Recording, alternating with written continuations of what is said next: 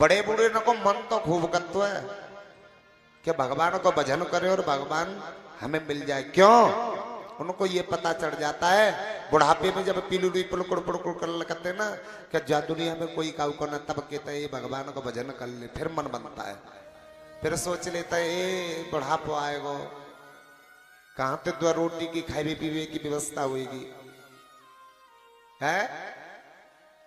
जो मन बनता है ना मई के मई रह जाता है। एक बात बताऊं, ध्रुव जी को सोचो, एक छोटा सा बालक है, वो ये भी नहीं जानता कि तपस्या कौन से पेड़ पे लटकी है, लेकिन भगवान के भरोसे और वो निकल पड़ा है साहब। रास्ते में नारद जी मिले हैं, कानों में मंत्र दिया है, तरीका बता दिया है, और ध्रुव जी महाराज ने जंगल में जाकर के साधना करी है, तपस्या करी है, और बताते 6 महीने में ही और भगवान को प्रकट कर लिया।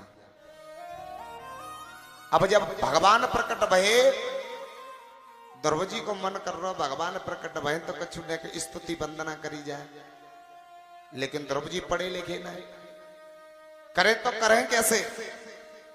भगवान मन की बात समझ गए। भगवान ने अपना शंख निकाल करके ध्रुव जी के कपोल से स्पर्श करा दिया, और उसी क्षण ध्रुव जी के अंदर सारी विद्या प्रकट हो गई साहब। और ध्रुव जी महाराज भगवान की स्तुति करने लगे। यो अंत प्रविश्य मम वाचमिमां प्रसुप्ता संजीवयत्यखिल शक्तिधर स्वधाम्ना अन्याम सहस्त्र चरण श्रवणत्वगाधि प्राणान्नमो भगवते पुरुषाय तुभ्यम्।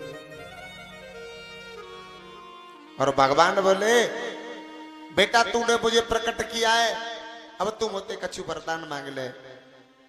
ध्रुव जी महाराज बोले मैं तो एक छोटा सा बालक हूं, मैं तो कुछ मांगना भी नहीं जानता।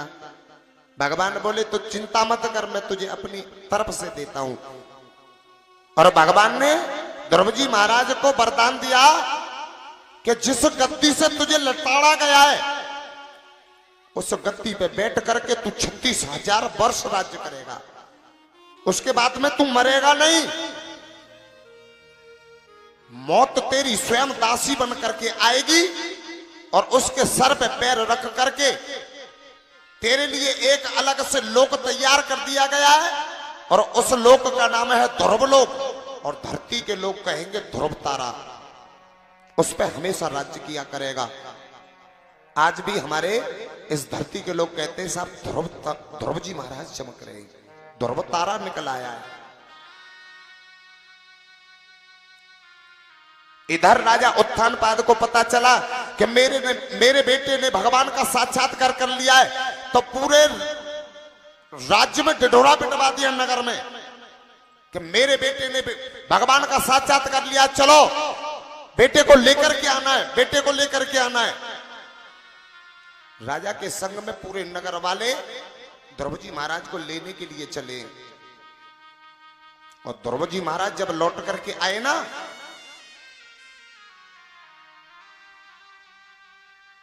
तो सबसे पहले आरती का थाल लेकर के कौन खड़ी है? जब मौसी ने थप्पड़ मारो, काऊ ने पूछी पड़ोसी ने, अरे तुम यहां पे क्या कर रही हो?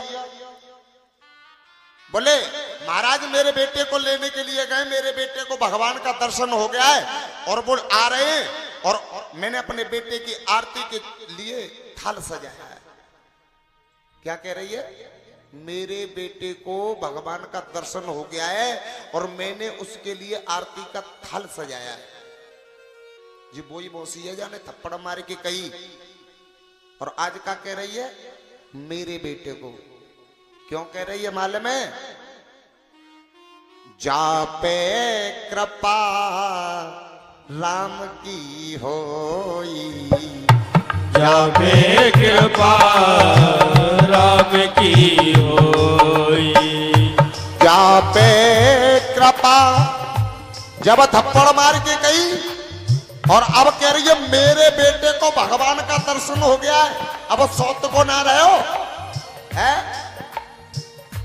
जा पे कृपा राम की होई, जा पे कृपा राम की होई,